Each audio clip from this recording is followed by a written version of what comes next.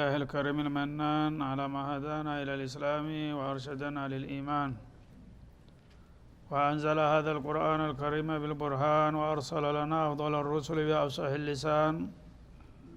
فله الحمد والشكر على هذه النعم العظيمة والآلاء الجسيمة، والصلاة والسلام على خير خلق الله وخاتم رسل الله الذي قال ما اجتمع قوم في بيت من بيوت الله يتلون كتاب الله ويتدارسونه فيما بينهم إلا نزلت عليهم السكينة وغشيتهم الرحمة وحفتهم الملائكة وذكرهم الله فيمن عنده وعلى آله وصحبه ومن اهتدى بهديه.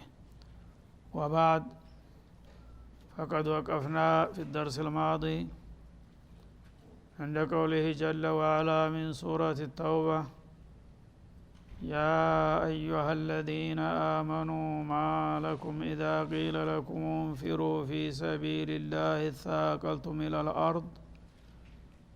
الآية، فلنبدأ من هنا. أعوذ بالله من الشيطان الرجيم. يا أيها الذين آمنوا ما لكم إذا قيل لكم انفروا في سبيل الله اثاقلتم إلى الأرض أرضيتم بالحياة الدنيا من الآخرة فما متاع الحياة الدنيا في الآخرة إلا قليل إلا تنفروا يعذبكم عذابا أليما ويستبدل قوما غيركم ولا تضروه شيئا والله على كل شيء قدير. إلا تنصروه فقد نصره الله إذ أخرجه الذين كفروا ثاني اثنين إذ هما في الغار إذ يقول لصاحبه لا تحزن إن الله معنا فأنزل الله سكينته عليه وأيده بجنود لم تروها وجعل كلمة الذين كفروا السفلى وكلمة الله هي العليا والله عزيز حكيم. انفروا خفافا وثقالا وجاهدوا بأموالكم وأنفسكم في سبيل الله ذلكم خير لكم إن كنتم تعلمون.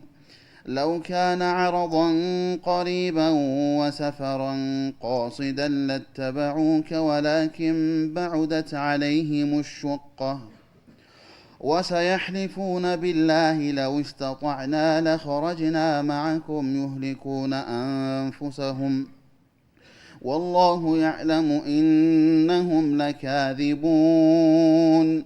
عفى الله عنك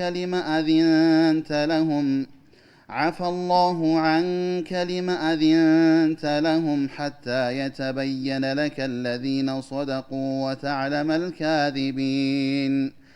لا يستأذنك الذين يؤمنون بالله واليوم الآخر أن يجاهدوا بأموالهم وأنفسهم والله عليم بالمتقين. إنما يستأذنك الذين لا يؤمنون بالله واليوم الآخر وارتابت قلوبهم فهم في ريبهم يترددون. ولو أرادوا الخروج لأعدوا له عدة ولكن كره الله بعاثهم فثبطهم وقيل اقعدوا مع القاعدين.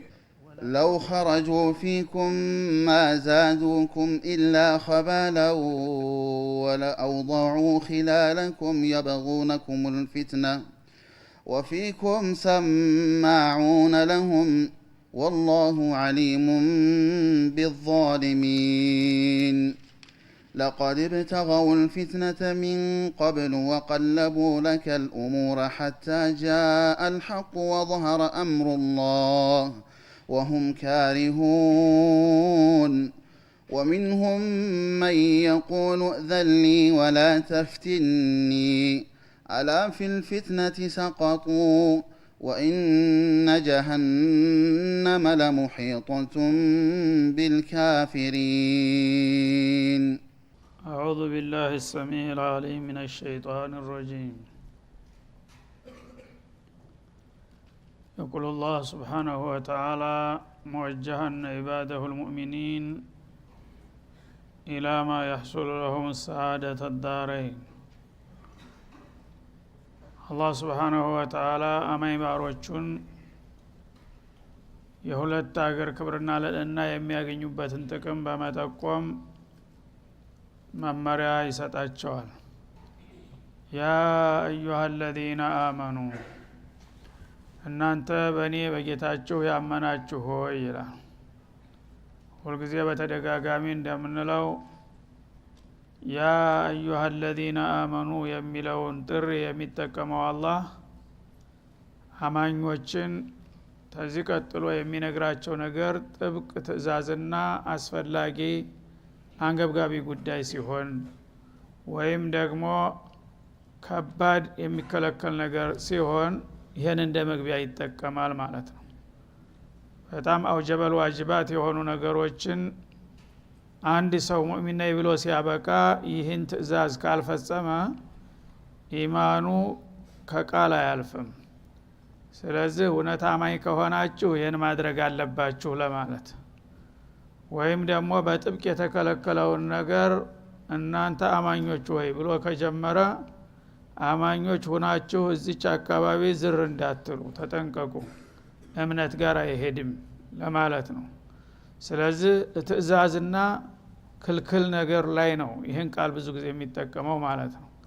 እግር መንገዱን ደግሞ አማኞቹ ሆይ ብሎ መጥራቱ ለነሱ የእምነታቸውን እውቅና መስጠትና በእምነታቸው እንዲቆሙ ማበረታታትን ይጠቁማል። እናንተ በእኔ ያመናችሁ ባሮች ሆይ አለና እዚህ ላይ በጥያቄ መልክ ነው ያነሳው ማለት ነው። ጉዳዩ አሳሳቢ አንገብጋቢ ስለሆነ ማለኩም ኢዛ ቂለ ለኩም እንፊሩ ፊ ሰቢልላህ እናንተ ሙእሚኖች እንደመሆናችሁ የሚጠበቅባችሁ ጌታ ያዘዛችሁና ነብዩ አለይሂ ሰላቱ ወሰላም የመከራችሁን ነገር ወዳውኑ ተቀብላችሁ ገቢራዊ ማድረግ ነበረ የሚጠበቅባችሁ። ግን ባህሪያችሁ ከስማችሁ ጋራ አልተጣጣመም። ምን ነካችሁ አለ። ስምና ተግባር መጣጣም አለበት። ሙእሚን የሆነ ሰው ወማ ካነ ሊሙእሚኒን ወላ ሙእሚነትን ኢዛ ቀደላሁ ወረሱሉሁ አምረን አን የኩነ ለሁም ልኽያራ። አንድ ሰው ሙእሚን ነኝ ካለ ለጌታ ታዛዥ ነኝ ማለቱ ነው። ታዛዥ ከሆነ ደግሞ በማንኛውም ቦታ እንደዛ አድርግ ካለህ ወዲያውኑ ያን ነገር መፈጸም ነው የሚጠበቀው እንጂ ማመንታት ማወላወል አይገባም። ያን ካደረክ ምን ነካህ ከቃል ኪዳንህ እኮ እየወጣህ ነው ተብሎ ያስጠይቀዋል ማለት ነው። እና ማለኩም ማለ ማሸእኑኩም ወማ ሰበቡኩም ምንድነው ምክንያታችሁ ወይስ ምንድነው ችግራችሁ? ኢዛ ቂለ ለኩም እንፊሩ ፊ ሰቢልላህ በአላህ መንገድ ላይ ተነሱና በአላህ መንገድ ላይ ተሰልፋችሁ የጌታችሁን አላማ ለማስከበር መንቀሳቀስ አለባችሁ የሚል መለኮታዊ ትእዛዝና መመሪያ ሲደርሳችሁ ያን ነገር ወዳውኑ በቅጽበት መተርጎም ሲጠበቅባችሁ ማለኩም ምሳቀልቱም ኢለል አርድ ወደ መሬት ለምን ተወዘፋችሁ ይላል። እንግዲህ አንድ ሰው ቂጡ የከበደው ሰው ቁጭ ለማለት ይጓጓል። ብዙ ጊዜ አንድ አፍታ እንኳን መቆም አይችልም። ስለዚህ እናንተ የኔ አገልጋዮችና ታዛዦች መሆናችሁን መስክራችሁና ቃል ኪዳን ገብታችሁ እያላችሁ ጌታ በዛ መሰረት አንድ ነገር አድርጉ፣ እንግዳውማ በእኔ መስመር ላይ ተነሱና ጥላቶችን ታገሉ፣ አላማዬን ከላይ አውሉ ብሎ በሚያዛችሁ ጊዜ ያንን ነገር ወዲያውኑ ተቀብላችሁ በስራ ላይ መተርጎም ሲጠበቅባችሁ ምን ነካችሁና ስራ እንዳጣ ሰው በቂጣችሁ ሙሉ ተወዘፋችሁ ይላል። ወደ መሬት ምን ወዘፋችሁ ወይም ዘረፈጣችሁ? አረዲቱም ቢልሐያት ዱንያ ሚነል አኺራ ተዘላለሟና ተቋሚዋ አገራችሁ ይችን ቅርቢቱንና ግዚያውያን ጥቅም መረጣችሁ ማለት ነው በማለት ይጠይቃል ማለት ነው። ሰዎች እንግዲህ ዲናቸውን ለማስከበር ተንቀሳቀሱ ተብለው በሚታዘዙ ጊዜ ይህን ትእዛዝ ሰምተው እንዳልሰሙ ጆሮ ዳባ ልበስ ብለው ዝም ብለው ከተወዘፉ ዱንያ ትሻለኛለች ከአኸራ እንደማለት ነው። እና ለምን እዛ ትግል ቦታ ሄጄ ገደላለሁ ማረካለሁ ወይም አካለ ስንኩል ሆናለሁ ያ ከሚሆን ይልቁንስ እዚሁ ቤት የተቀምጬ ያው መደበኛ እድሜ እስከሚመጣ ድረስ ለአንድ ሰሞንም ቢሆን መጠቀም አለብኝ በዛ በትግል የሚገኘው የአኸራ እድልና ጸጋ ይቅርብኝ እንደማለት ሆነ ማለት ነው። ስለዚህ ከቋሚውና ከዘላለሙ ከጀነተ ነዒም ይልቁንስ የአንድ ሰሞን የዱንያ ብልጭልጭ ትበልጣለችና ትሻላለች ብላችሁ እሷን መረጣችሁት እንበል ይላል። ይሄን ካደረጋችሁ ይሄ እንግዲህ እምነት ጋራ የማይሄድ ጉዳይ ነው ማለት ነው። ፈማ መታኡል ሐያት ዱንያ ይቺ አንድ ሰሞን መጠቀሚያ የሆነችው ህይወታችሁ እኮ የሷ ጥቅም አይደለም ፊል አኺረቲ ፊ ጀንቢል አኺራ በዛኛው ዓለም ጥቅምና ጸጋ አንጻር ኢላ ቀሊል እዚህ ግባ የማይባል ኢሚንት እንጂ ዱንያ አኺራ ጋራ ከተውንም ልትወዳደር አትችልም አለ። ለዚህ ነው ነብዩም አለይሂ ሰላቱ ወሰላም መዱንያ ፊ ጀንቢል አኺራ ኢላ ከማ የضዑ አሐዱኩም ኢስቢዐሁ ፊል የሚ ثم لينظر ماذا فعل አንድ ሰው ዱንያና አኺራ ምን ያህል ነው ልዩነታቸው ብሎ ቢጠይቅ በምሳሌ ልግለጥላችሁ አሉ። ትልቅ ዩቃንስ ባህር ላይ ሄድና ጣትክን ችን ማመልከቻ ጣትክን ባህሩ ላይ እንዲጠቅ አድርገህ ንካና አንሳት ወደ ላይ ስታነሳት ከዛ ከባህሩ ውሃ የጣትህን ጫፍ ያረጠበችውን ያህል ብትሆን ነው ዱንያ የፈለገው ቢሟላልህ እንኳን አንቱ የተባልክ ባለ ጸጋ ወይም ዓለምን የምትገዛ ሀያል ብትሆን እንኳን ዱንያ በአኺራ ጸጋ አንጻር ሲታይ ጣትህን ትልቅ ዩቃንስ ላይ ባህር አስገብተህ እንዲስታወጣት ጣትህ ረጥባለች። ግን ከባህሩ ምን ያህል አንስቷል? ምን ያህል ፐርሰንት? ከባህሩ ምንም አልተነሳም ማለት ነው። ዱንያ የዛን ያህል ናት በአኺራ አንጻር ይላሉ። ሰዎች ግን ለዚች ዝፋይዳ ለሌላት ነገር ለሷ እየተጨነቁ አንድ ቀን እንኳን ቆራጥ ሆነው ለአኺራቸው የሚበጅ ነገር አይሰሩም። ታዲያ ምን ነካችሁ? ኢማናችሁ የት ላይ ነው? እንግዲህ አንድ አቂል የሆነ ሰው ከትልቅ ዩቃንስ ባህር መሐከል ጣቱን ጠቅ አድርጎ ሲያነሳ ጣቱ ጫፍ ላይ ያለችውን እርጥበት ያህል የሆነችውን ጥቅም ከዛ ከባህሩን ከሚያክለው ነገር ይቅርብኝና እቺ ተበቃኛለች የሚል ጅልነት እንጂ ምን ይባላል ማለት ነው። ስለዚህ እናንተ ዱንያና አኺራ በሚወዳደር ጊዜ ሁለቱ ነገሮች ሲፋጠጡ ያኔ ነው ትክክለኛ ኢማን የሚፈተነው። እና በአኺራ አንፃር ለዱንያ ብዬ እንትን አለለም የመጣው ይምጣ ብሎ የጌታን ትእዛዝ የሚፈጽም ከሆነ ያ ከላለፈ ማለት ነው። አለበለዚያ የሆነች ነገር ስትመጣ ኑሮህ ጋራ ስትጋጭ የዱንያን ጉዳይ ቅድሚያ የምትሰጥ ከሆነ ይሄ እንግዲህ ያ የዘላለሙ ጸጋ ጀነተ ነዒም ይቅርብኝ ለተወሰኑ ወራትና ወይም አመታት ላብል የተወሰነች ነገር በልቼ ልሙት እንደማለት ነው። ይሄ ደግሞ ከናንተ ከሙእሚኖች የሚጠበቅ አቋም አይደለም በማለት ይጠይቃል አላህ Subhanahu Wa Ta'ala። ኢላ ተንፊሩ ለማንኛውም እንግዲህ አምናችሁ ከሆነ በእምነታችሁ መሰረት ኮንትራት ገብታችኋልና ለእምነታችሁ መስዋዕት መክፈል አለባችሁ። ዲናችሁን ለማስከበር ሁላችሁም መንቀሳቀስ ግዴታችሁ ነው ይላል። ይህንን ግዴታ አንወጣም ብላችሁ ወደ ኋላ ብትለግሙ ግን يعذبكم عذابا أليما አሳማሚ የሆነ ቅጣት ይቀጣችኋል አላህ Subhanahu Wa Ta'ala ይላል። እንግዲህ ዱንያን ከአኺራ መርጠህ ወይም ደግሞ ጥላቶችን ከኔ ይበልጥ ፈርተህ ወደ ኋላ የምትል ከሆነ ምርጫው የራስህ ነው ምን እንደሚበስብህ ማለቱ ነው። በዚህ በዱንያም ያችኑ እሚንት ዝግባ የማትባለውን ዱንያንም ላታገኝ ትችላለህ። ዘማቾች ሳይመለሱ አንተ ሙተህ ልትገኝ ትችላለህ ማለት ነው። ወይም አላህ ተራ የጥላት ይልክብሃል ቤት ውስጥ የሚገድል ራሱ ያኔ ሁለቱንም ትከስራለህ ማለት ነው። ላሚን ሆና ወላሚን ሆና እና يعذبكم عذابا أليما እንዲሁም ደግሞ በሙስሊሞቹ ላይ የጥላት ጥቃት መጥቶ አንተንም ጭምር ቤትህ ድረስ ንብረትህን ቤትህን አቃጥሎ ወዳውኑ ባዶ እጅህን ሊያስቀርህ ራስንም ሊገልህ ይችላል። ስለዚህ በፍርሃት የምታገኘው ነገር የለም ይላል አላህ Subhanahu Wa Ta'ala። በአኺራም ደግሞ ያው የተዛተው ነው ማለት ነው። የልግመኞችና የተንኮለኞች ዋገራቸው ጀሂም ነውና ለጀሃነም ትጋለጣለህ እና በከንቱ ነው። ሁለቱንም እንዲያትከስር ይልቁንስ ልብ ብለህ ከኔ ጋራ የገባኸውን ቃል ማክበሩ ነው የሚሻለው ይላል።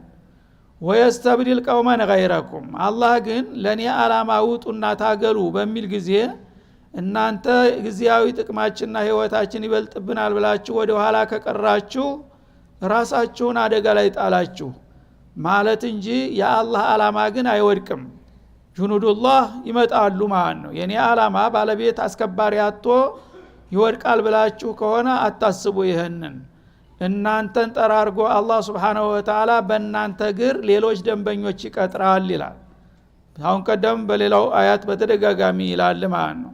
ወኢን ተተወለው يستبدل قوما غيركم ثم لا يكونوا امثالكم እንዳለው من يرتد منكم عن دينه فسوف يأتي الله بقوم يحبونهم ويحبونه በማለት በተለያየ ቦታ አላህ Subhanahu Wa Ta'ala አንድ ትውልድ ኃላፊነቱን አልወጣም ብሎ ወደ ኋላ ከተዝለፈለፈ አንተ በእስላም መንገድ ላይ እንቅፋት ነህ ማለት ነው። ለእስላም ሸክም ነህ፣ አታስከብርም። ስለዚህ አንተ አይነት አማኝ አያስፈልግም። እናንተን ያስወግድና በሆነ መንገድ እንደገና በእናንተ ግር ሌሎች ጀግኖችን ይተካል አላህ Subhanahu Wa Ta'ala አላማውን ለማስፈጸም ማለት ነው። የገዛ ልጆችን ሊተካቸው ይችላል አንተን ጠርጎ ማለት ነው። ስለዚህ አላህ Subhanahu Wa Ta'ala እንግዲህ ኮንትራት ገብታችኋል አማኝ ነኝ ካላችሁ ለገባችሁት ቃል ታማኝ መሆን አለባችሁ። ያንን ሳታረጉ ብትቀሩ ግን ወይን ተተወለው ማለት ወይን ትዕሪዱ ከእምነታችሁ በቃል ተናግራችሁት ያበቃ በተግባር ወደ ኋላ የምትቀለበሱ ከሆናችሁ እናንተ ፈተና ወድቃችኋል። ተወደቃችሁ ደግሞ አንድ ሰው ተጥቅም ውጭ ከሆነ ቆሻሻ ሆኗል ማለት ነው። ወዳ መጣል አለበት ኢላ ዙባለቱል ታሪክ ማለት ነው። ከዛ በኋላ አላህ Subhanahu Wa Ta'ala የመረጣቸውና የፈለጋቸውን ትውልዶች በእናንተ ግር ተክቶ ያንን አላማ እግብ እንዲያደርሱት እናደርጋለን ይላል። ثم لا يكونوا امثالكم ነዛ ወደ ኋላ ተተክተው የሚመጡት የናንተ ቢጤ ፈሪዎችና ወስላቶች አይሆኑም። ቆራጦችና አላማ ያላቸው ይሆኑና በነዛ ጉዳይን ላስፈጽም ይችላልሁኝ። ስለዚህ ራሳችሁን ነው የምትጎዱት በማለት ያስጠነቅቃል ማለት ነው።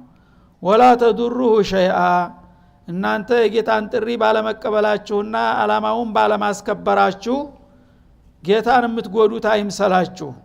ቅንጣት ልትጎዱኝ አትችሉም። ራሳችሁን ነው የምትጎዱት ማለት ነው። والله على كل شيء قدير አላህ Subhanahu Wa Ta'ala በማንኛውም ነገር ላይ ቻይ ነው። ማንኛውንም እሱ ሊያስፈጽመው የፈለገውን ጉዳይ የፈለገው ፈሪ ቢፈራ ሽሽተኛ ቢሸሽ በፈለገው መንገድ አላህ ያስፈጽመዋል። ወይ አንተ ያላወቀውን ሌላ ኃይል አምጥቶ ያስፈጽመዋል፣ ወይም ከፈለገ ቢቁድረቲ ወህክመቲ ራሱ እንዲፈጸም ያደርገዋል ማለት ነው። ኢላ ተንሱሩህ ስለዚህ ይሄንን መልእክተኛዬን ባትረዱት ለዛ አላማ ከጎኑ ባትቆሙና እስላምን ለማስከበር ባትሞክሩ ፈለም ተዝሊሙ ኢላ አንፉሰኩም ራሳችሁን እንጂ ማንንም አልበደላችሁ። ፈቀር ነሰረሁላህ እናንተ ሳትረዱት ቀራችሁ ማለት ነብዩን አላማ ወደቀ ማለት አይደለም። ፈሰንሱሩሁ ረቡህ ጌታው ይረዳዋል። ፈቀር ነሰረሁላህ ኢዝ አኽረጀሁ الذين كفروا ثاني اثنين ይሄንን የሚያደርግ ለመሆኑ ደግሞ ቃል ብቻ ሳይሆን በተግባርም በታሪክም የተዘገበ ጉዳይ ነው። እናንተ ራሳችሁ ታውቁታላችሁ። ታውን ቀደም ባዶውን ብቻውን ሆኖ ማንንም አይዞህ ባይ በሌለበት ጊዜ አላህ Subhanahu Wa Ta'ala ከጥላቶቹ ጥቃት እንዴት እንደረዳውና እንዳዳነው ታውቃላችሁ። ያን ታሪክ ጠቅሼ አረጋግጥላችኋለሁኝ። ማንም ሰው ከነብዩ ጋር ባይወጣና እስላማዊ ትግል ባይሳተፍ የኔ አላማ ይወድቃል ማለት ዘበት ነው። የዚህም ማረጋገጫው የሂጅራው ታሪክ ማስታወስ በቂ ነው ይላል። ማለት ነብዩ አለይሂ ሰላቱ ወሰለም ለ13 አመታት ያህል ነው ከተንቡዋን ከተቀበሉ አንስተው እስከ ሂጅራ ድረስ በመካ ከተማ የኖሩት። በዛ በ13 አመታት ውስጥ የቃል ዲዕዋ ብቻ ነበር የሚያደርጉት። በቃላቸው ተውሂድን ሰዎች እንዲቀበሉ ይመክራሉ ያግባባሉ ሳይቀበሉ ከቀሩ ጌታ ጋር እንደሚጣሉ ያስጠነቅቃሉ ከዚህ ውጭ ሌላ ስራ የላቸውም ማለት ነው ጥላቶቻቸው ግን 360 ጣዖታት ስለነበራቸው ያንን ነገር የሚነካ የሚጻረር በመሆኑ ለምን እንዲህ አይነት ነገር ከአባት ከአያቶቻችን ያልታየ ያልተሰማ ነገር አዲስ ፈሊጥ አምጥተህ ህዝቡን ተከፋፍልብናለህ እያሉ እነሱ በየቀኑ ጉዳት ያደርሱባቸው ነበር በተለይ ወገን የሌላቸውን ተከታዮቻቸውን በየሜዳው ላይ እየቀጠቀጡ መቀጣጫ ያረጉባቸው ነበር ማለት ነው እነ ቢላል እነ ሱሃይብ እነ አማርን የመሰሉት ቁም ስቅላቸውን ያሳጧቸው ነበር በዛ መልክ እንግዲህ ብዙ አመታት ካስቆጠሩ በኋላ ወደ መጨረሻ አካባቢ የተወሰኑትን ወደ ሀበሻ እንዲሰደዱ አደረጉ እሳቸው ጠንካራ ብሔረሰቦች ስላሏቸው እንደምንም ይከላከሉላቸው ነበር እንዲሁም ሌላ ተከላካይ ያላቸው በዛው መልክ እሳቸው ጋር ቆዩ ከዛ ነገሩ እየከፋና እየከበደ ሲሄድ እሳቸውም ጭምር የተረፉትን ሷሃቦች አስከትለው ወደ መዲና መሄድ ግድ ሆነ ማለት ነው ወደ መዲና በሚሄዱ ጊዜ ደግሞ እሳቸው ቀድመው ወጥተው ከሄዱ አማኞቹን በሙሉ ዙ ጨፍጭፈው ስለሚያስቀሯቸው እሳቸው ሲስተም ተጠቀሙ ማለት ነው ከመሄዳቸው በፊት በሙሉ ሷሃቦች እያንዳንዳቸው በተናጠል ወደ መዲና እንዲሄዱ አደረጉ ቀድመው ማለት ነው በጣም ጥቂቶቹ ብቻ ሲቀሩ ወይም ለመሄድ ያልፈለጉት በሙሉ ተሳቸው ቀድመው ነው የሄዱት ወደ መዲና ማለት ነው እሳቸው ግን ፍቃድ አልተሰጣቸውም ነበር ቆይ የሌሎቹን ላካቸው አንተ ቆይ እየተባሉ ቆይተው ነበር በመጨረሻ ጥላቶቻቸውም እንቅስቃሴው ሲያሰጋቸው እነዚህ ሰዎች በየቀኑ ወዴት እንደሚሄዱ አይታወቅም ቁጥራቸው እየተመናመነ ነው ምናልባት ወደ አንድ ቦታ ማሰልጠኛ ሄደው ተዘጋጅተው መተው ሊያጠቁን ነው በሚል ስጋት እነሱ ደግሞ ጭፍጨፋቸውና ጭቆናቸውን እጥፍ ድርብ አደረጉት ማለት ነው የበለጠ ያገኟቸውን ያሰቃዩ ጀመር ያነ እንዳውስ ምንጩን ለማድረግ እሱን ራሱን ለምን አንገለውም የሚል ደረጃ ላይ ተደረሰ ማለት ነው ዳሩን ነድዋ የሚባል ቦታ ላይ ተሰበሰቡና በሌሊት በዝግ ስብሰባ ለዚህ ሰውዬ ለአንዴና ለመጨረሻ እልባት መስጠት አለብን አሉ ኢብሊስም መጣ በሷ አመራርነት ታውን በኋላ የመጨረሻ እርምጃ መወሰድ ያለበት ተብሎ ስብሰባ ተደረገ በዛ ስብሰባ ላይ 3 አጀንዳዎች ቀረቡ በአማራጭነት ማለት ነው አንደኛው ያው አንድ የሆነ ዝግ ቤት እንስራና በር የሌለው ለትንሽ ውሃና የቂጣ የምናሳልፍባት የእጅ ቀዳዳ ብቻ እናርግና እዛ እንሰረው እድሜ ልኩና አሉ ይሄማ አይሆንም ጠንካራ ብሔረሰቦች ስላሉ እነሱ እኛ ወንድም እስከመቼ ነው እንደዚህ ሆኖ የሚኖረው ብለው አንድ ቀን ሆነ ብለው መተው ያወጡታል